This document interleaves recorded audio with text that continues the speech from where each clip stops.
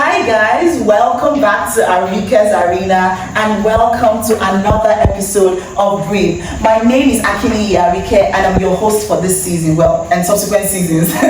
So for those who are new to the channel, Breathe is intended to be a very relatable show where our guests come to share their experiences, share their stories with the hope of inspiring somebody out there to know that whatever it is you're going through, you're not alone. You know, somebody has been there before and they've gotten through it, which means you can as well. So yes, welcome to Breathe. If you're new to the channel, please be sure to like, subscribe, share, tell somebody about the Arenian family, you know, do all the usual. And for my Arenians that have been with me throughout this growth journey, I love you guys. Like, I love you for loving me. Anywho, without further ado, let's get to the show.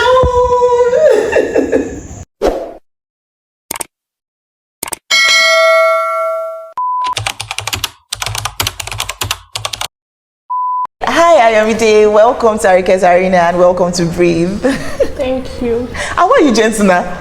Please see, the whole idea of this is for my people, Arenians, to be able to relate. You get, so I need you to be expressive, super expressive. Okay. So, anyways, first off, I'd like to appreciate you for honoring our invitation and most importantly, taking a topic as sensitive as this. I know it's not the easiest of topics, but again, there's a consciousness that it's your story that's helping somebody else find their confidence. Before we get into all of it, right, I want you to tell us a little about yourself. Let's get to know you so that we can relate with your story. Okay, my name is Heyyyy Arenians. I love taking pictures, I love taking videos of myself, I love causing trouble.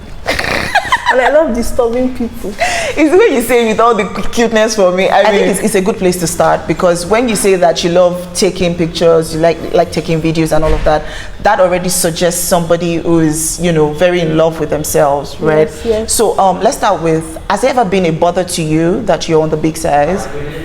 Not really. Like when I was in secondary school, I was not as fat as this. I was like very thin because I went to a boarding school that suffer head. My grandma was even shouting that they should remove me, that they shouldn't allow me to go back to that school. But Mama was saying that because like when I was in primary school, I was already big, so she said that so that it's even good, yes, so that reduce in size, so that it will not affect me later. But when I now got into Unimed, okay, my parents did not even help matter as per our firstborn. So when I got into Unimed, mostly every Sunday they used to come and greet me and bring God I beg. That time I used to bring malt to school. They would give me Nutella.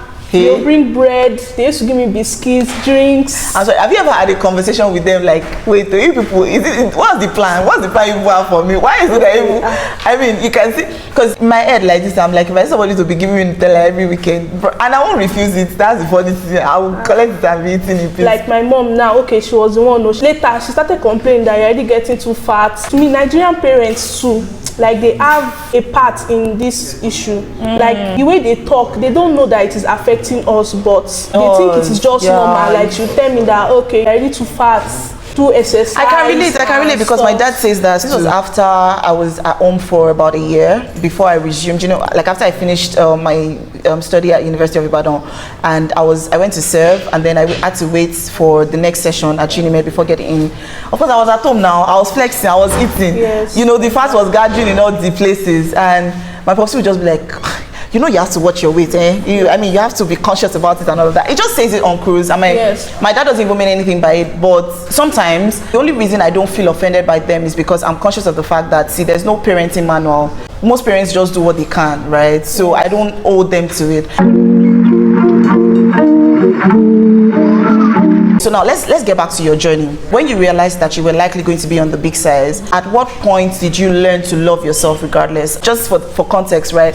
So Ayomide is my classmate, and I've never for once seen her as someone who is struggling to be comfortable in their skin. The dresses she wears, the way she walks and all of that, you can tell that she's fine being her. That for me is a major. I see you blushing. I'm sure the other person must have noticed that. Yeah. No, it is because anytime I'm going to school, like I used to try to give myself ginger. Morale, yes. So do you stand in front of the mirror and say you're beautiful? It was one of our, like I went to a Catholic school, so one of our reverend sister told us then that anytime you wake up, just look at the mirror and tell yourself that I am beautiful. Like, continue repeating it to yourself. I just remembered what she said. She said at one point, so I started doing it. Not every time. Like, I can just take my phone now. Let me just say, I'll just say, okay, let me just take snapshots. Okay, from there I'll say, okay, let me add lipstick, let me draw eyeliner, and then pack my hair. From there I'll start taking videos. That's how you peng and come to class. I like it. Anyway, so just so that we can relate to your journey, has there been a particular point where you didn't like yourself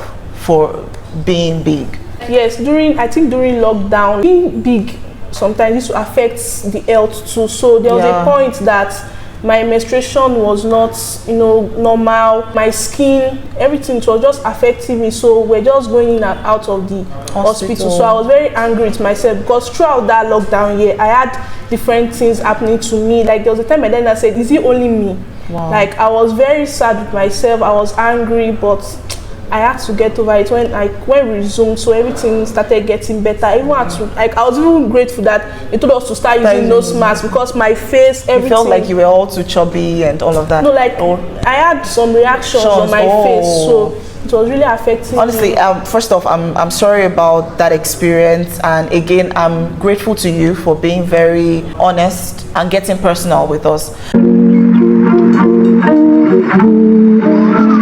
Now, you said something. You said after that period when you had to keep going in and out of the hospital and everything, you had to get through it. So the question now is, how did you get through it? What did you do? Was there a consciousness that, well, regardless of all of this, it's not my fault that I'm this and that? And because I know that some of these things, as much as there's a lot of play as to feeding and all of that, there's the genetics. So Faith here would probably eat the whole world and not like when we talk about, because I want us to sort of spread it to all the other aspects there are to it. While you're on this other extreme of having to deal with loving yourself despite being on the big side and all of that, there are people who actually want to get some flesh and cannot. I used to sit on TikTok, like I used to be like you get so it feels like how can you be looking for flesh? You understand? Like, I'll tell some people that if it's possible for me to give you part of my flesh, I will cut it. It just goes to say that we all have our different struggles, right? So I want your story to speak not to just those who are on the big side and are struggling with that. There are people who don't love themselves just because they are slim. Yes. They feel like they're bony and all of that and all of that. So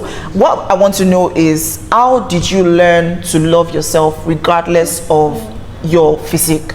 Somebody that helped me, like, there are two people, there might be more than that.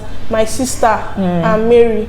Okay. Like, my sister too, she's also big. When she was in secondary school, she started getting big. So some of her classmates will, abuse her that she's fat, but she used to have comebacks for all of them. Like, there was one time she told me that one girl was telling her that she's fat. She just told her that, is it because your dad does not have money to take care of you that he's not showing on your body? To me, that was too extreme, but she was trying to tell them that it does not matter. Even in school now, my mom would tell her, do exercise, gave us skipping rope, but even though she will, the way she won't behave, she'll be like she does nothing because that she will wear baggy clothes. She will look bigger than a normal size, but she just goes to speak to how confident she is. So your sister and Mary too is on the big side, I'm aware. So like she told me some of her stories, and to me, I've not even really gone through a lot, like as compared to her. So that's why I just said, okay, see, I cannot even keep myself. See, some people want to be big like me. I want to be thin like some people, but some people are still complaining that they want what I have. Me too, I want what they have, right?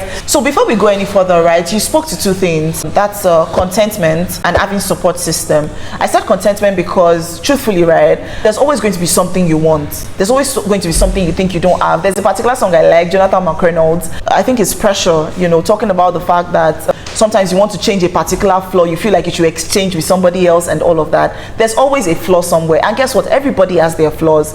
So it's more important to get to a point where you love yourself regardless of your flaws and all of that, because I mean, you just always have them. We can't be perfect. And then there's the other thing which was support system.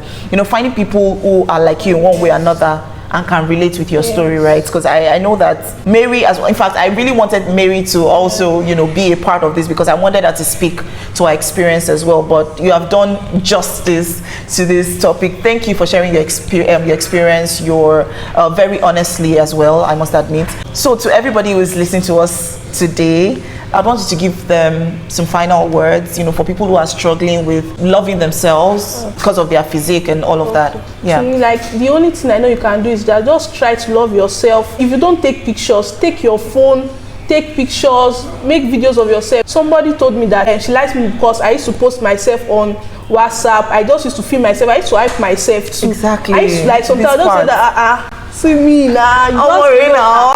Hype yourself, dress well, dressing that is going to bring out your stature. Like, there are some videos we watch, they'll tell you that these are the type of clothes you should wear, like, for your body structure. So try to do such things, then to me, to make it like better for you know, to thank you so much, Arimide. You have done so much in this episode, and I honestly, again, I appreciate your honesty. So yes, for anybody out there who's struggling with loving themselves because of some physique that you do not like or whatever, you are beautifully and wonderfully made. If there's anything that you think you can work on, be sure to work on it, but don't pressure yourself. Don't step out of your house feeling like, oh, let nobody see me because I'm not so fine. No, dear, you are fine. You are a speck.